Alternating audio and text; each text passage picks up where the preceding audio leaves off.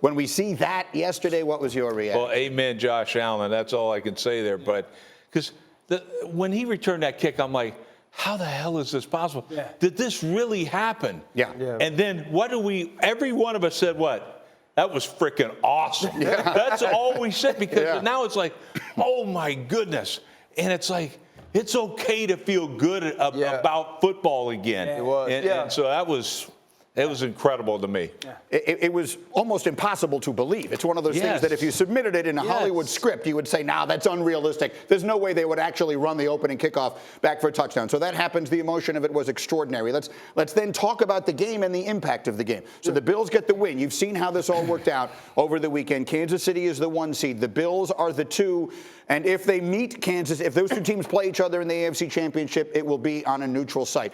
Very simply, RC, are the Bills the team to beat in the AFC playoffs? Unfortunately, no, they aren't. The Buffalo Bills are a flawed team right now. And we saw what Josh Allen is able to do. Josh Allen can keep this team on the field with any other football team in the entire NFL. He can make throws and make plays that not many other quarterbacks or players in this league can make. But the thing is, they needed them. They needed those plays against the New England Patriots. They needed those 2 kickoff returns from Hines against the New England Patriots. They had to find a way to beat this team, and find a way to beat this team late after you get a punt that hits off of one of your players as well.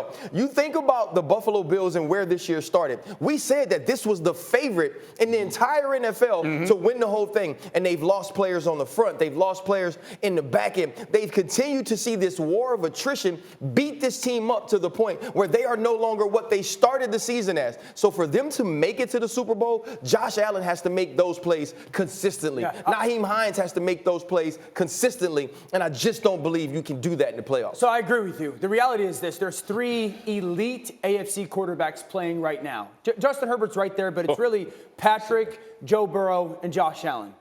Let's take the quarterbacks off those 3 teams and just look at the teams, okay? To your point, Buffalo's flawed. Because of the injuries, their offensive line's not a great unit, and the secondary's beat up. If you look at Kansas City, you're going to sit there and go, can those young corners really hold up? Yeah. The team that is the healthiest and least flawed is the Cincinnati Bengals. That's just the reality. Those 3 quarterbacks get plugged in and play. They're all as good as each other, essentially. That's the reality of this. I will throw out one team that I think is like the underlying monster potential in the AFC, and that's the Baltimore Ravens. Because of the addition of Roquan Smith, that defense is playing phenomenal. There's such unknown about Lamar Jackson in this offense. And I would say candidly this. I cannot remember a player that had more playoff pressure on him than Lamar Jackson does this next coming month.